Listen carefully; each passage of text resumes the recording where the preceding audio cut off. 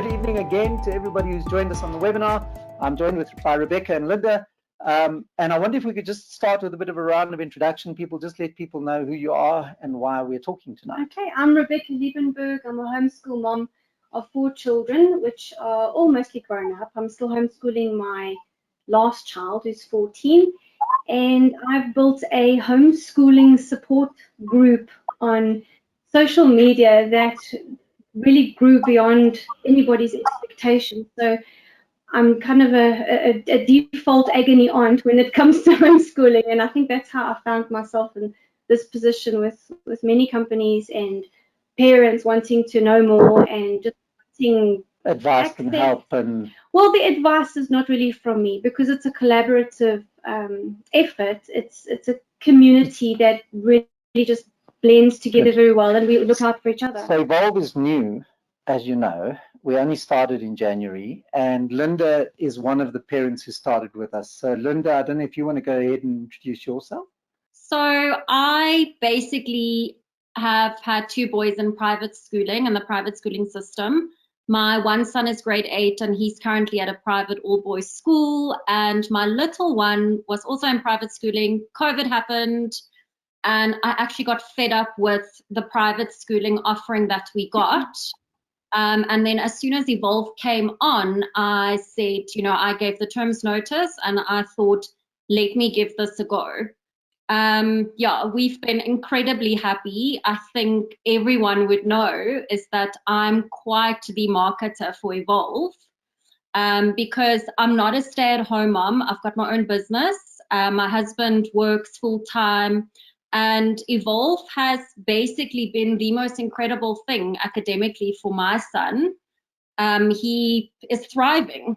I mean, that is the bizarre thing, is that the focus that you get from Evolve, it's so one-on-one with a teacher, whereas I feel in a class setting, they get lost. They get completely lost. There's 20 other kids. The teacher's trying to get something, trying to say, oh, you've got to learn this, while the friend is kicking him, or, there's no focus and there's no concentration. Where my son, I mean, he's great. He's finishing grade 3. Yeah, I'm just blown away by the school. And I know that I've been even posting on the homeschooling group when I get an adventure box. And I think everyone thinks I work for Evolve, but I don't. I'm just a mom who has been in the private school system paying 12 to 16,000 Rand a month. And really, especially after COVID, I saw what was going on. And I was like, no, we need to change our mindset. I think I should mention, Linda, I mean, I've invited you to be on the call for many reasons, but I want our audience to know that Linda is one of our biggest fans, as you can hear, but she's also willing to be honest with us. So when we are not doing something right, or when she feels that we're missing a trick, and one of the interesting comments she made was more about she's trying to convince other people that Evolve is really good, but some of what we are doing is what stops those people from making the leap. I'm thinking about the school reports right now, Linda, and the advice you gave us there.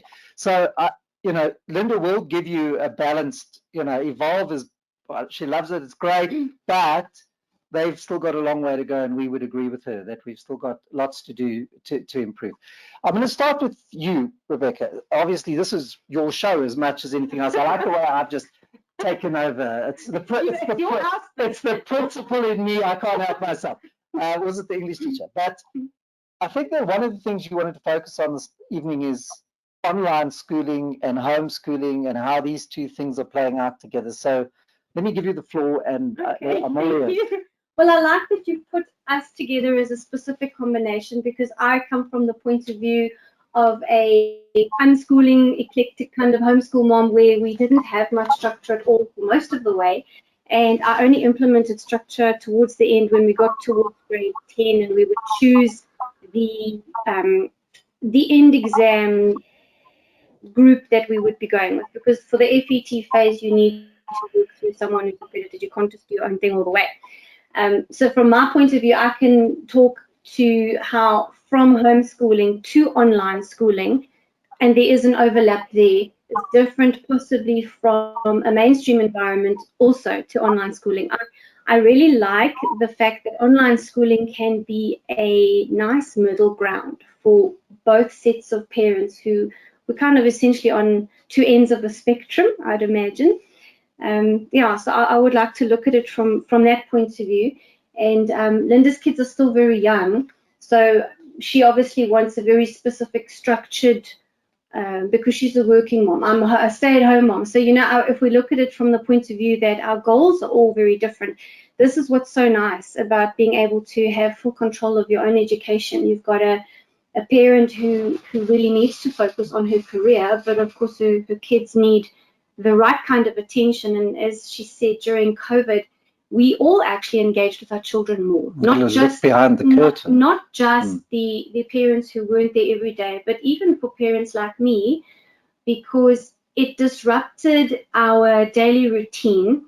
It pushed us together at times when we weren't used to being together, and it forced us to really look into each other's eyeballs in such an intimate way that we would have to come to terms with every last little thing that we're doing. So as a homeschooling mom, I also learned a lot about my own family being at home that much, because we weren't sitting at home all the time.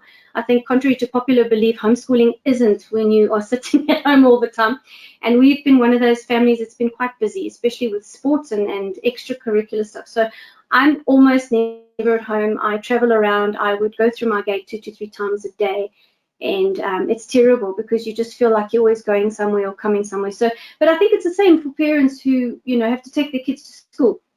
So having to face your family and deal with who everybody is has given all of us a better appreciation for what we need.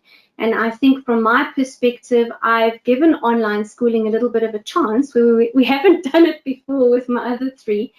And my daughter is really enjoying it. For her, and it's not evolved, so I'm not a spokesperson for it. No, absolutely not. Doing, yeah, in general terms, what she has actually liked, and I think this might resonate with a lot of homeschoolers, is that she likes that she can get her computer, go on to her set lessons that she's chosen for herself, and actually shut me out. Teenage years, the parents and kids do need a little bit of a space from each other, and she's 14 and very independent. So she's really loved that she can actually say, Mom, I'm going to spend the next 4 hours doing whatever. She gives me a list. And I'm told, don't knock on my door, don't come answer quick. I don't need tea, I don't need snacks, I'm busy.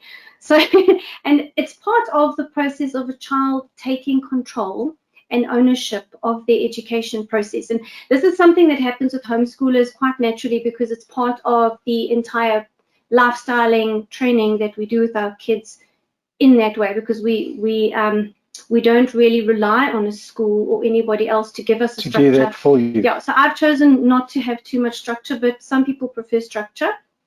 My eldest daughter would have absolutely loved this because she loved structure more than my other kids, and there really wasn't something like this available at that time. I mean, she's 24 now, so I mean, we're talking about years ago.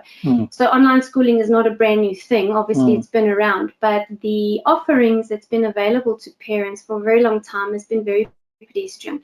And what I saw during COVID was really astounding. I actually made a note. I wanted to read this. I said, what has happened in South Africa was a call to action in terms of academic offerings online. And South Africans really rose to the occasion. I saw collaboration between parents and teachers and companies and big corporate investment in things that they didn't know would maybe pan out. And it's been incredible what's actually been developed. And then you guys invited me here that time, and I was just blown away by everything that you're building. And what struck me as really interesting was the way that Evolve is trying to cater for not just the child's difference in learning experiences, but also for what the parent would think the child would like, which is important because at the end of the day, we know our kids best.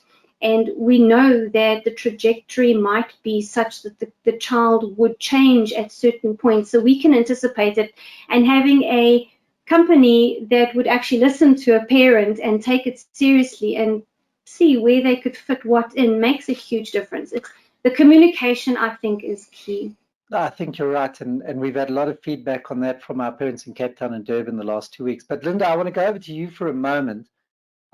Your son is a great sportsman, or really enjoys his sport a lot. So I think that was one of the things that, again, your advice to us about that has really led to an action on our part to try and up our game in that area. But maybe you just want to share a little bit of your experience of the difference that you've seen, and particularly I'm interested in what Rebecca said about independence of learning and wanting to get on with their own learning. Are you seeing some of the same things with your son?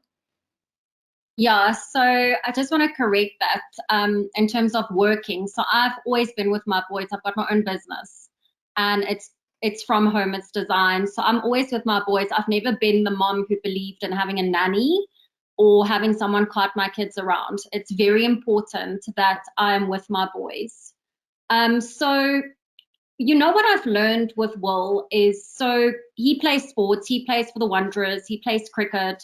I mean, you know, my biggest worry was with this whole online situation is he's going to become socially awkward. But let me tell you, he he basically on Sunday joined the under 18. Like he basically asked the under 18 cricketers if he could play a match for them, and he played. You know, being an 8-year-old boy and him just walking up to other kids, completely sociable. When you talk about, he's so much more responsible. So if he's got to print work, he does that independently, which is so good. So he knows, you know, what Evolve did, what I really liked is at the beginning of the year, the kids were given about 2 weeks just to learn the basics of using the system and easing into it. And that's what I love, is because what I'm seeing with him, and I mean, I've got friends, a lot of his friends are still in the private school system. They come for play dates. So social time he gets tons of. I make sure that he gets that. But I can see there's a difference. And I'm not saying, okay, my child is better and yours, you know, I'm not going to go that route because I don't believe in that. And I think everyone is unique, everyone is independent. And that's why I feel traditional schooling is not catering to every child, because they want to have this, okay, so we're going to learn this today. And if you don't fit in and you don't understand straight away, that's it. Sorry, you're a lost case. Where I kind of feel with, and I'm sure it's the same with homeschooling, is that your child gets the opportunity to grasp, to understand, to go back, you know, to get that opportunity. I don't find that in the classroom. I mean, I have to say to you, with lockdown and COVID, when children had to all of a sudden go back doing an online system where moms and dads had to be teachers, getting 30 minutes online once a week, you know, and all of a sudden, after all this time, now they're back in a school environment, in a classroom.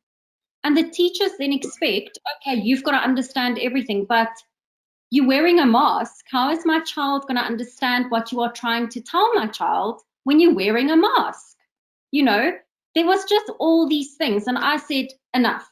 I am going to go. Even, you know, I was at a stage where I thought, if I have to teach my child myself and get the curriculum and do that, I will do that. But I will not be happy with what's happening right now. And I think that's what what's happened to a lot of parents. And then, look, I look at Brainline, I looked at Teneo, and then this Evolve came up, and I said, look, let's give this a go. We did a test, and it's just incredible because it's not what any of the other schools are doing. There's a roster, there's teachers. Will, what I love about it is he gets to socialize with his friends before a class starts.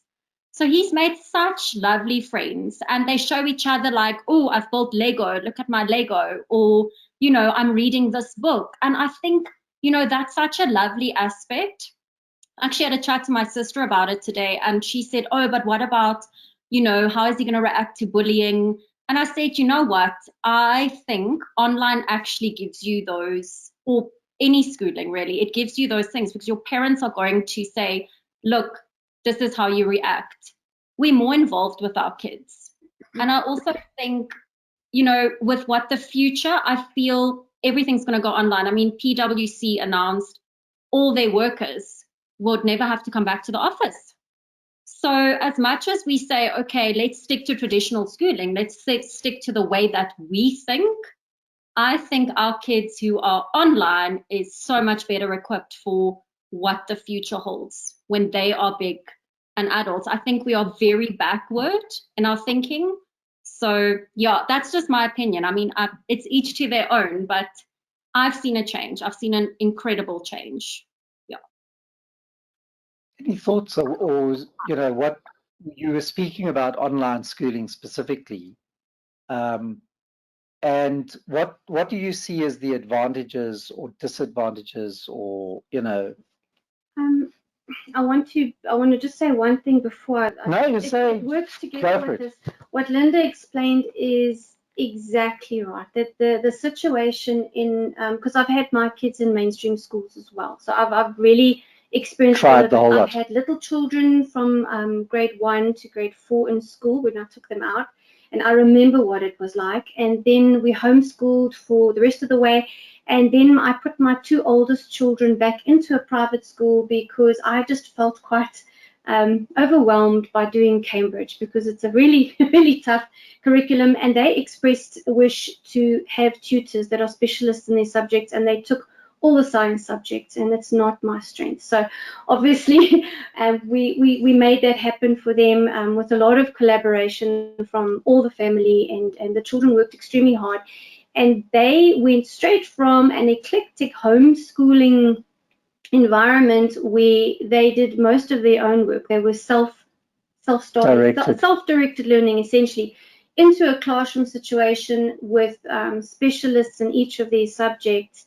And they actually coped very well. The school loved them, the teachers and the kids got on. There was no bullying problems. There's the normal social issues that one experiences within a family, and you'd find the same within community. And this is what leads me to want to say something about Linda. What I see as her situation is essentially a stay-at-home mom that works, because I make a distinction between working parents that work away from the children, so they don't see their children much.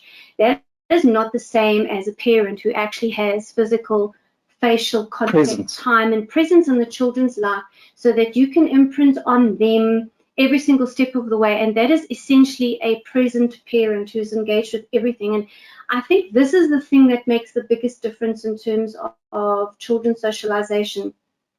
When I made the decision to homeschool, of course, that's the first question or flag that came up with absolutely everybody. Oh, but what about socialization? They're going to be stuck between 4 walls and never know another person, and we're all going to be hillbillies, and no one's ever going to get a job. And I tell you, the works, I heard a lot. And I didn't really get it, because I'd already understood before we started that the school dynamic, where you have one teacher, especially with younger children, and a bunch of kids in the class, and they sit with each other all the time in a very organized setting, is rather socially contrived. It's not natural. So it doesn't actually prepare anybody for the natural world. And when there is a situation of conflict within that space, the natural ways of sorting it out are also not typical of how one would do it in a normal world setting, because you have to take into consideration that however you resolve that issue, you still have to be with that same group of people for a child. The next year feels like forever. It's different on each age level. So I think the socialization issue is really just a non-topic in terms of homeschooling or online, because I really and truly believe that children learn to socialize from their primary caregivers, essentially.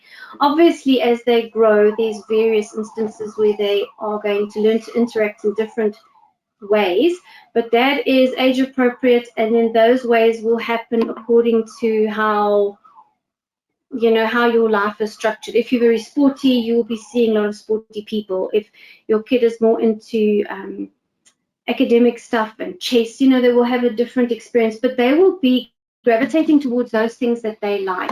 I think, what I'm listening to is a veteran parent who has been in this homeschooling world for a very long time, and obviously has a wealth of wisdom to share with the rest of us. But also, what's critical to me as the principal of Evolve Online is to try and design a school right from the start that is responsive to parents' needs. So, and I found, because we've been doing meetings with parents, we're doing Gauteng mixer with our parents this weekend, I think, and I've met with parents in Cape Town, I've met with parents in Durban, and I just feel that we get better at what we do if we listen more to what the parents are saying about their experience of being a parent of our school, and if we listen more to the children about their experience of doing that. I tell people that Evolve is the kind of school I always wished I'd had. I've been a principal for 20 years, obviously 19 of those years in a brick and mortar private school setup, elite school in one instance. And it's always frustrated me, and I suppose I can quickly segue into my bit, but it's always frustrated me that parents have to settle. Parents have to settle for a couple of things. I describe a typical parents' evening as going something like this. You can always see the maths teacher, who the maths teacher and the science teacher are, because that's always the longest queue, okay? And so it's parents' evening and you're in this long queue, and it can be quite social because you're chatting to the other parents in the queue with you. But that's not your purpose for being there. Your purpose for being there is to know, what is it that my child is doing well at? What is it that my child is struggling with? And what can I as a parent do to help my child where possible? And then you get to the front of the queue and you get to sit down at the table with the teacher. And the poor teacher, I mean, I'm not dissing teachers. I think teachers deal with all kinds of things, but she's trying to distill into 5 minutes a description about your child's learning that is much deeper than that, okay? And it tends to be a very superficial interaction, really, from not necessarily from a personal human being or social perspective, but from a academic insight perspective. And what I did with Evolve right from the ground up was to say, we wanted to develop a way of giving feedback to our parents that was as detailed as we could make it and as detailed as they needed it to be. All right. And so we developed a reporting tool. And I'm so grateful to parents like Linda who have had given us the grace to get to this point, and just trusted us enough to get here. And I've got no doubt that if we hadn't got here, we would be in trouble now, because that was the promise we made. And if we can't live up to our promise, then parents rightfully would say, well, actually, this isn't the product for me. And so if I just switch over quickly to the slides of our reporting system, and what we did is we used a system that was developed at MIT called Crosslinks, and it works on the concept of, what should a child know and be able to do?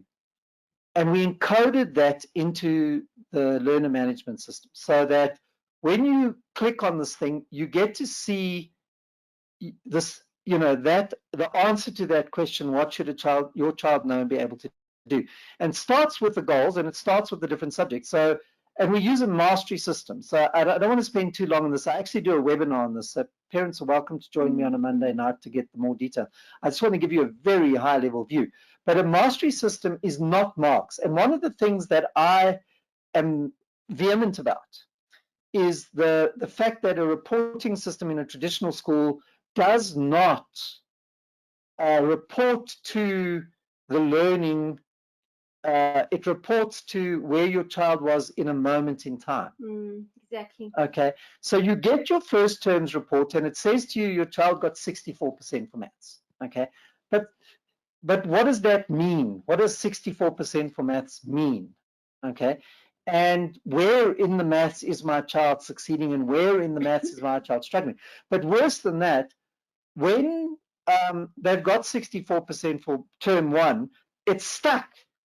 Your child is forever a 64% in term 1 of grade 8 child. Your child doesn't, in exceptional circumstances, they might be given the opportunity to go and redo a piece, and that might change the report. But most reporting systems that are used by schools are static. It's very difficult to go back and change a mark from a previous stage.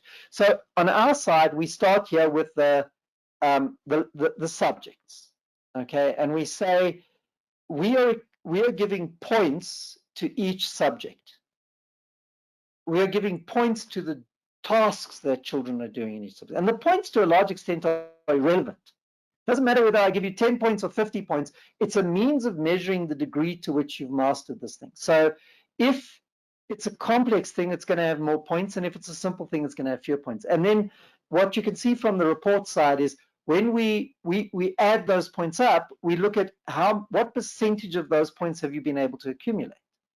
And so you can say now, if you look at this report, this child has mastered Journeys and Adventures, which is another webinar in its own right.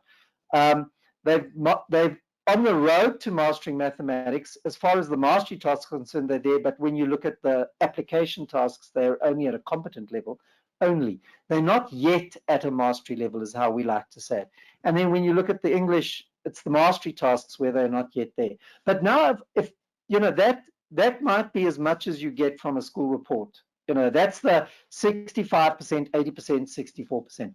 You might get the next level as well from a school report, where they actually take you into the subsections of a subject and say to you, you know, these are the things we're measuring, and usually in a school report you get levels.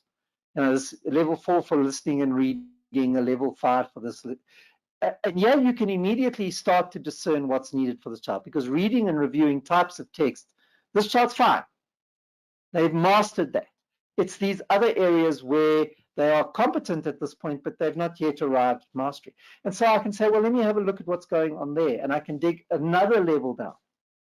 And I can say, you know, when it comes to, what was I looking at? Languages and conventions, there are various things, and this list gets longer as the year progresses. Okay, there are different goals that children need to achieve in this regard. This is where a problem actually exists in the schools, because this rating of a child is influenced by so many peripheral things in a school setting. It can be influenced by the child's relationship with the children in the class, or the teacher, or what's happening at home, so they can't express themselves properly at school. There's so many things happening that those levels are often influenced not by the child's competency, but peripheral things. And that is actually one of the things I wanted to say that was a benefit for online schooling, is because the child is removed from an environment that for some children is very stressful to be in school. It minimizes the clutter around which these things can be measured. And many children really enjoy online schooling because they have a sense of privacy behind their computer in their safe space. And I've actually heard a lot of kids have said they like it because if they really feel overwhelmed, they can switch the camera off. Especially in today's world where social media has made children hypersensitive to being observed and viewed and rated in terms of everything that they do. So not from a homeschooling point of view, but specifically just from a child psychology point of view, they like the fact that they can have the space that's their own behind a computer. And I think it would be easier for the teacher to be able to gauge what the child's real abilities are, and those subsections will actually become more relevant and possibly more accurate. What I like about this approach is also that you're not asking a teacher to make a judgment about, does this child know how to listen and speak? Don't give me a level for listening and speaking. The reporting system is organic and it's live. Well, I say live, it's 24 hours behind. It gets updated every night. So all the teacher has to focus on is the current task that the child is doing. Okay, and because the curriculum map exists, we can actually look at these goals and say, what's the coverage? Are we covering these items enough? What's being left out? What's, you know, from a teacher point of view, from the kind of school-facing view of this report, rather than the parent-facing view, we can actually say we're noticing we're very light on speeches. We haven't done a lot of speeches with this grade this year. Okay, listening and speaking, the number of points, because I get to see the actual total of points that are allowed to each of these things. So I can say, if I compare the total of points that have been allocated to language this year compared to the total of points that have been allocated to reading, I can see that we're not spending enough time on reading. So as a principal, it gives me that kind of view of the school. But, and I think Linda could probably speak to this as well, but if I could just go one layer further, because it really gets magic when you get one layer further. So if I just take one thing, like sentence construction, and I dig down into that, I now get to see exactly where a child still has to do work. And, you know, if I was going into mathematics on the side, you would be seeing, you know, starting with geometry and then digging down into, you know, shapes and 2D shapes and 3D shapes, and then digging into 2D shapes. And, you know, and as a parent, you decide how deep you want to go. You decide if I'm just going to go as far as the goals, and if I'm seeing mastery at goal level, I'm happy. I don't want to know whether my child knows how to use a full stop and a conjunction properly. I'm just happy with, if the language structures are fine at a mastery level, I'm good with that. But if I am a parent who wants to, I see that my child is struggling with something and I want to get a deeper insight into what it is they're struggling with, I have the tool to do that. Now, I've budgeted to do a second version of this tool early next year. And this is where you know, parents like Linda come in for us as very important critical friends in this process, because what we're going to be asking you in a couple of weeks' time is this doing it the way you want it? Is there more that you want to know about? For example, I know that when we get down to that level of which was one of the brown ones, you know, sentence construction. It would be great if you could click on that and go into the learner management system and actually see all the tasks that are linked to the achievement of that goal. We do have a task side to this, and that's all about the pacing and making sure children can stay on track from a pacing point of view. And there's a filter on that, and it allows you to say, I'm only going to look at this month. So a conversation about reports changes completely. It changes into that possibility conversation. It changes into that growth mindset conversation. Now, I'm the one who's doing all the talking. I want to say something about this very thing. I made Sure. notes as you were talking just now when you mentioned about the teacher and the parents meetings and stuff. The traditional situation, and especially in South Africa, is where teachers actually have too many roles. I think that's been part of the problem with all mainstream schooling, is that the teacher has to do too much. It's actually not fair. And on top of that, they have to also kind of be a parent for the kids at school. So the burden on the teachers is so huge, and they do get exhausted, and it means that there's less of the teacher to go around in a class of many children, whereas with an online application, that teacher can really focus on exactly this that you're doing. She doesn't have to do all the peripheral things that tend to clutter it, and that was the one benefit for online schooling. And when it comes to the reporting system, that's what makes it really nice, because that becomes a collaboration between the teacher and the parent. And this is something I experienced in a very negative light when my children were in school, because many teachers, because they are basically at the end of their tether every day because they've just got too much to do, depending on the school, I presume.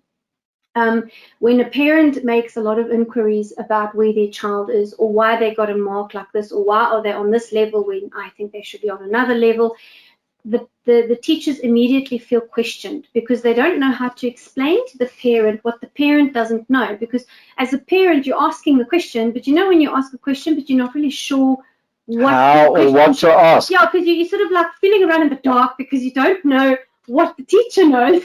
And then when you ask the question, it comes across all wrong as well. So it creates kind of an antagonism now between the parent and the teacher, and the child's in the middle, and the work is still not being addressed. Whereas with a system like this, what it looks like to me from the outside is that this is going to allow those parents who really like to nitpick, like me, I would go into every single level and ask questions about it.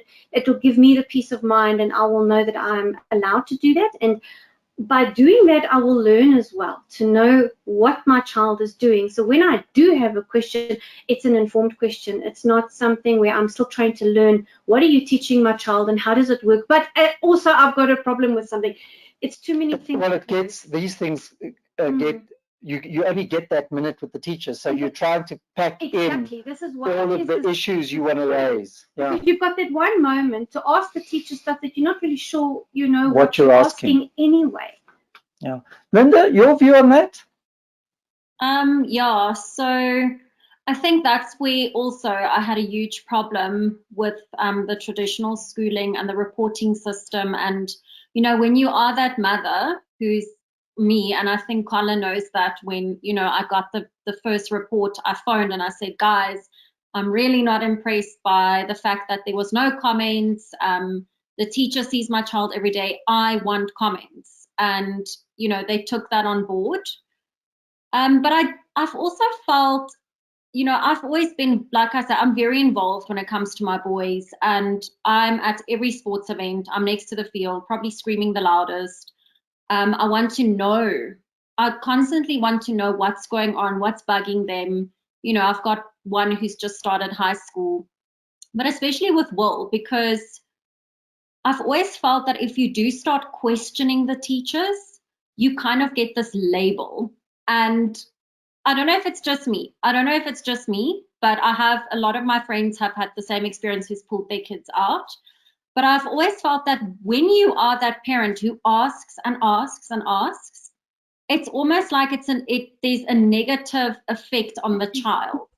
And it's almost like they pick that kid out. So for instance, let's have an example. So he starts a new grade, everything's great. The first term report is amazing, but then I get involved and I ask questions. And then it's so weird how the report then just kind of changes. And I think to myself, well, you know, it's because I'm the mom who asks too much. And it's almost like the parents who just drop their kids, they go to work, you know, let little, I don't know what we want to call whoever, Olivia's mom and dad works full time. They just drop little Olivia. They pick her up at 4 because they're too busy.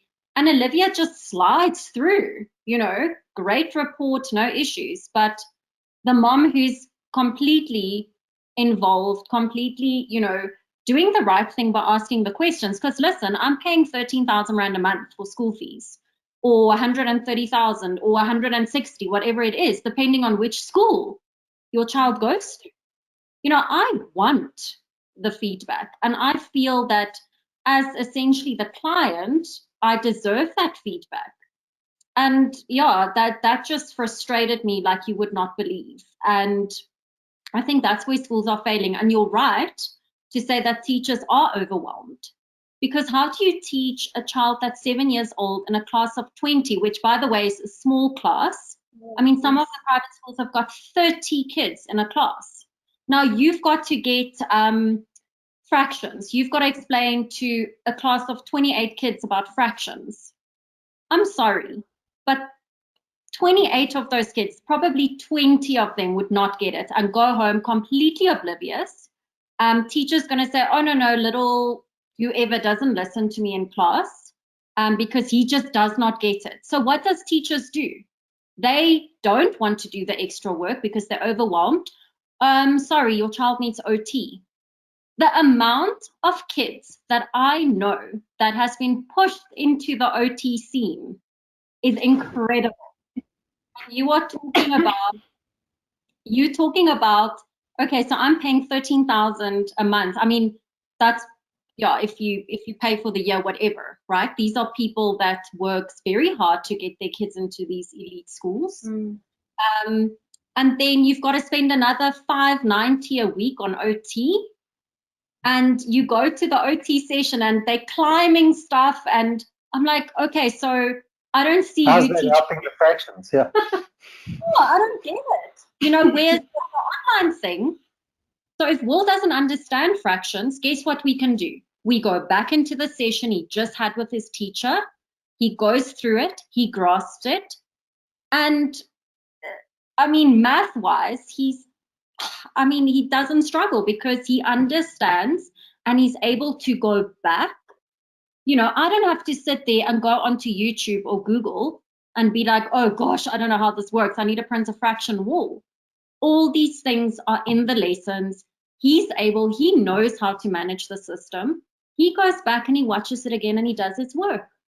I mean, it's a no-brainer. I'm struggling. He's on the list to go to the school his brother is in.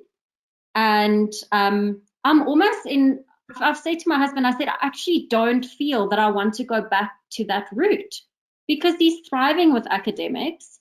He gets private coaching for the thing that he's really good at, and that's his cricket. I mean, he's only little, and we're not going to put that pressure on him. Oh, you're going to be a protea, you know.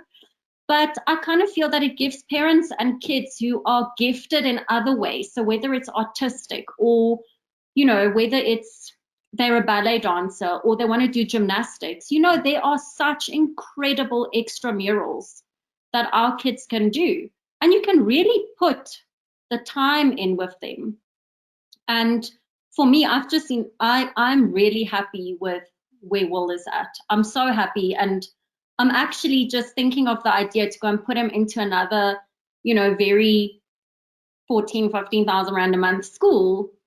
I don't think he's going to get the attention he's getting right now not even a quarter of the price. You're talking less. He gets an adventure box. He doesn't have to get stationery. I don't have to go to CNA or wherever to go and buy him paint. All these things are in this box that gets delivered. I mean, they did a pirate theme, and I was I was blown away with what I got inside. I always phone like friends or my sister, and I'm like, oh my God, he just got a book. He got modeling clay. He's got dices. He's got math games. All his work is printed out. He's got books. It is just, you know, and the reason why I'm saying I'm surprised at these boxes because the quality is incredible. Okay, it's not the 5 rand store stuff. This is good stuff. And the reason why I'm saying this is because at the school that he was at, and I'm never going to mention the name, but they were sent with their stationery home when this whole COVID started in 2020. Let me tell you, we were paying, I don't know how much for stationery levy, and the quality was shocking. It was absolutely shocking. And then you get an Evolve, and I think our fees are just under 2,000 rand a month. And we get this box with the most incredible stuff. I mean, guys, you cannot. And I phoned Colin and I said, how do you do this? Like, I don't get it. Because one of the things in the design, and you're at the studio at the moment, but around the corner of the studio is our Imagineering lab. I suppose there's a couple of answers to that. One of the problems for independent schools when they standalone schools, and even schools like I was in a Catholic school, and even the Catholic schools operate independently of each other. They don't have a way of working as a team of schools, as it were. So one of the advantages that Evolve has is that it is an Advotech school, and the investment by Advotech in this market, because you mentioned how corporates got involved during COVID. The pivot to online for the Advotech community was actually one of the better experiences, just because Advotech had the foresight to pull together a team of experts to work out what their school should be doing with the kids when they go online. So what you would find in a standalone school is, you're running around and trying to read up stuff and talking to principals of other standalone schools, but generally you're on your own to solve this problem. Whereas we have tertiary institutions, so you now have the Faculty of Education at Varsity College sitting down with the teachers and trying to figure this stuff out. And when it comes to the boxes, I have this amazing benefit of scale. We have a procurement department. So I can say, I want 3D shapes to go in my next box. And because they're shopping around as Advotech, I'm getting the stuff for a much better price. The apps that we put on the kids' iPads, if you were to go into the app store to buy those, you would pay at least twice what I'm paying for those apps. And so what it empowers us to do is to find better quality for cheaper prices. But also around the corner is the Imagineering Lab, where we've got a laser cutter and a 3D printer, and so we start, like the flart cards that we put in the boxes, we start to produce content that is far better quality for a fraction of the price. I know that if you were to go and buy a set of cardboard flart cards, you would find a reasonable set for 50 Rand. I can produce those in wood, cut out on a laser for 12 Rand. And so the quality in the box can be enhanced by the benefit of scale, and it can be enhanced by the fact that we can micro manufacture what we want to manufacture. And then a lot of the printing is done by a company that does the printing for the whole of tertiary division of Advotech. Sure.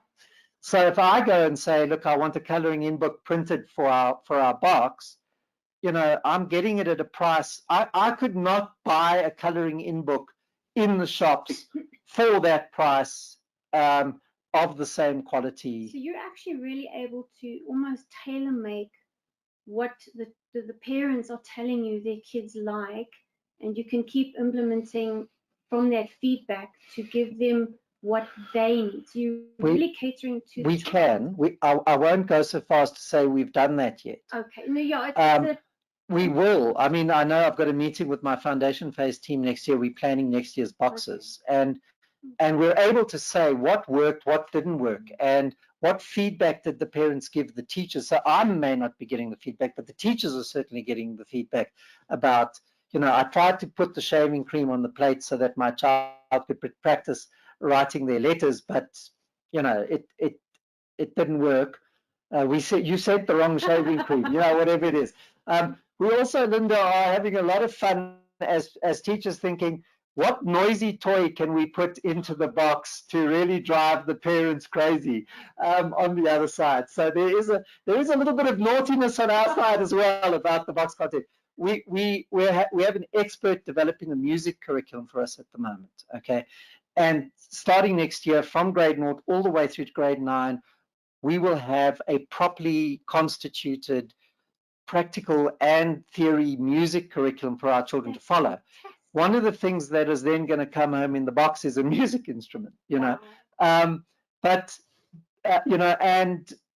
it's just such a privilege as a principal to have an opportunity to build this. And I should mention, we're not an online school per se.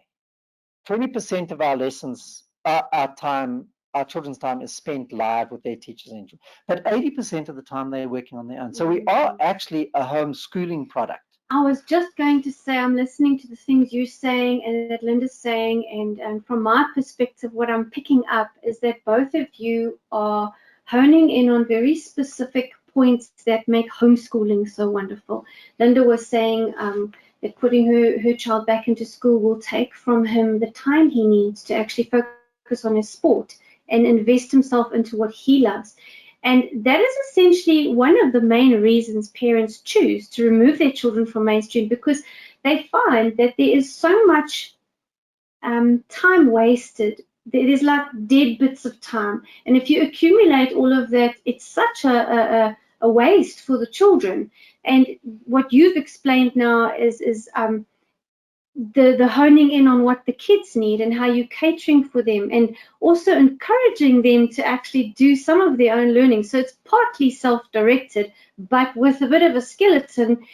And on top of that, you've got all the background stuff worked out for the parents. So I wouldn't have to go and see what they need to do in each year and tick it off to see, okay, we've covered everything for this phase, so that if the government arrives and wants to do a phase assessment on my children, I'm not going to scramble and wonder, oh, what have I not done? Because if I'm one of those parents that don't have the time to do this, or I don't want to, I can literally just give my child the online learning and they will be doing what is necessary. Yeah, we're covering that base in the background. And I'll still have the time with my child. So I think definitely from a homeschooling is quite a broad umbrella, and online schooling has become almost a crucial part of it now because of COVID, but it always was there. But I do think the big difference is that COVID has nudged online schooling into a whole new level of performance. It's actually become something quite astonishing in its own right. Okay, Colin, so we actually have a comment here from Shahana saying that she wanted to just let our guests know that Evolve actually introduced virtual lab for the senior phase during the first term. So just perhaps a comment that we got from, I think, one of our parents. We were first in Africa, in fact. We use a product called Labster, which is a full laboratory simulation, right from the very early stages of learning chemistry to splitting the genome using genetic machines. It simulates the actual machine. So we're really excited by that. Thanks, Cams.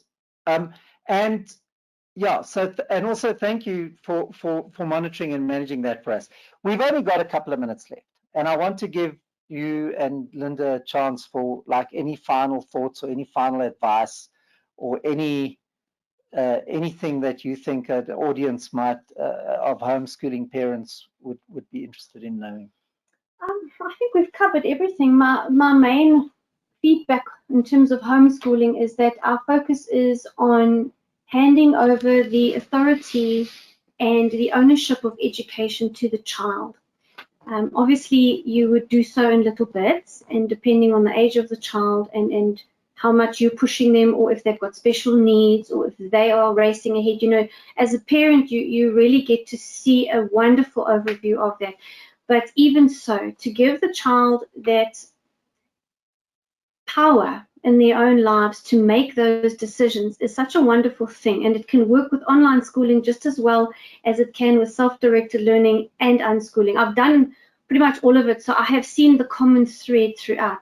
The minute the child feels, you know what, I can choose what I want to do here, it switches on something in their brains that it's sometimes a little bit scary, because then as a parent you suddenly feel very inadequate because you don't know what they're going to want from you next.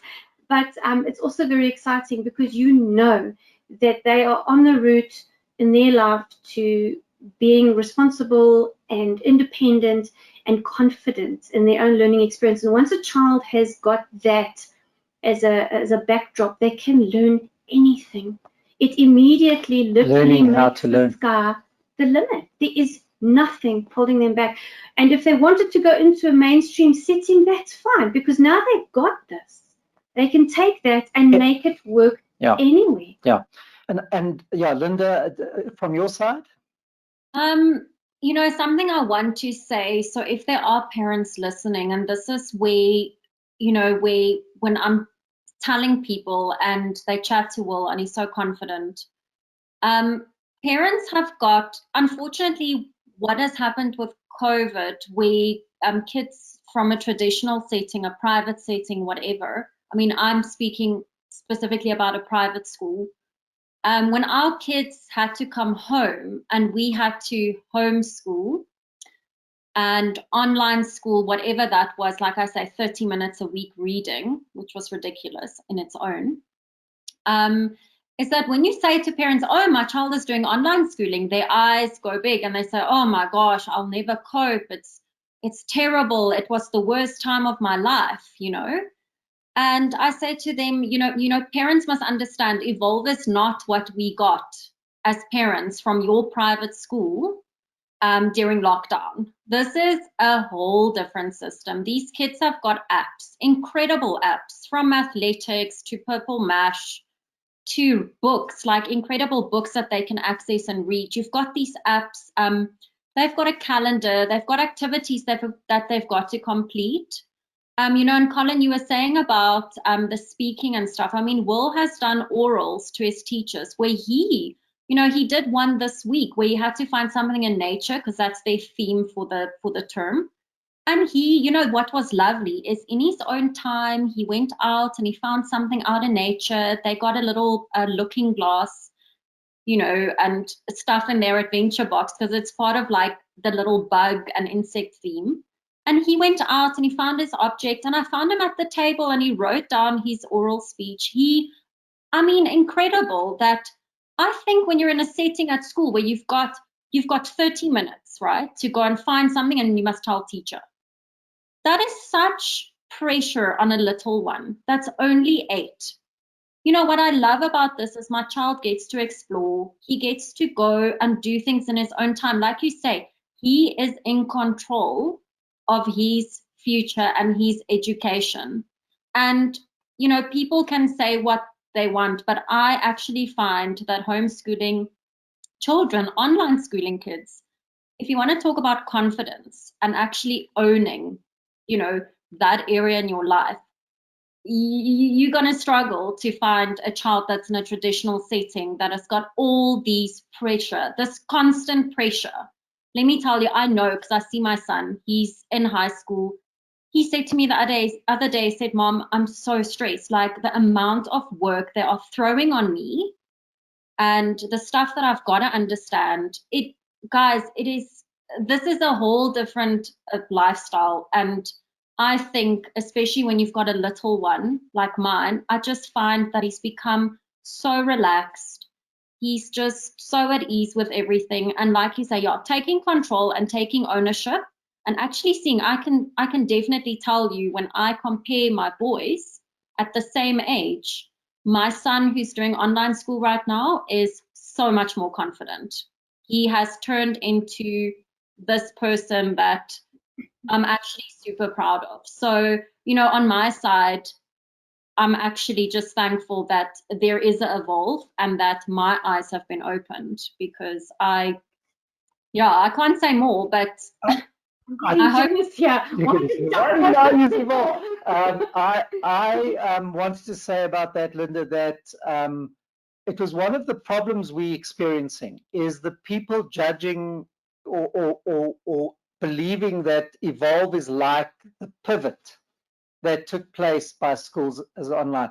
I almost want to do away with the word online from our school's name because it's kind of an impediment to people's understanding. Because we've got this history. Yeah. It colors the way we're Yeah. looking at things. And I started planning Evolve in 2019. So Evolve is not a response to COVID. And I think Linda will bear that out in what she said, because she's saying it's not at all like what the pivot was. Laura Footen is the head of academics for Evolve. And Laura and I have just started recording a podcast series on engagement, on agency. Okay. I'm fascinated by the concept of agency, and it's what I'm doing my PhD in. And what I'm interested in is how do you build agency in children? How do you create a child who does without having to need extrinsic motivation for that? And so we've broken it down into the building blocks of agency, and one of those building blocks is engagement. And one of the interesting things from Stanford research is around how choice automatically increases engagement. And I used to tell my teachers in mainstream school, if you're going to give the children math sums to do, don't give them 5 math sums to do and tell them to do those 5 math sums. Give them 8 and tell them to choose 5. And just the act of choosing from that 8 will empowers it does an incredible thing to the degree of agency. We're launching grade 10 and 11 next year. Fantastic. And we're using a completely new methodology in that space. We're using something called the Harkness table method. That's a webinar in its own right. And but the concept there is to make sure that children prepare effectively for the times that they are together. Sure. So they do not arrive at a class unprepared. And because of the fact that we have our AI in the back end and we've got our digital tools, it's possible for a teacher to see whether they are prepared before the lesson even starts. So these are the kinds of things that we are able to make possible through our platform that I get excited about. We're 5 minutes over. I want to end by saying thank you so very, very much to you, Rebecca. Thank you, Linda.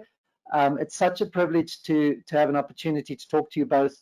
And Linda, please keep telling us, keep sharing, you are that parent for us, by the way. And that parent is the parent that drives the change that we are going to bring about in Evolve. So please keep being that parent. We really appreciate it, and we gain so much from the interaction. Thanks everybody who joined us this evening. Thank you, and have a lovely evening, everyone. Good night.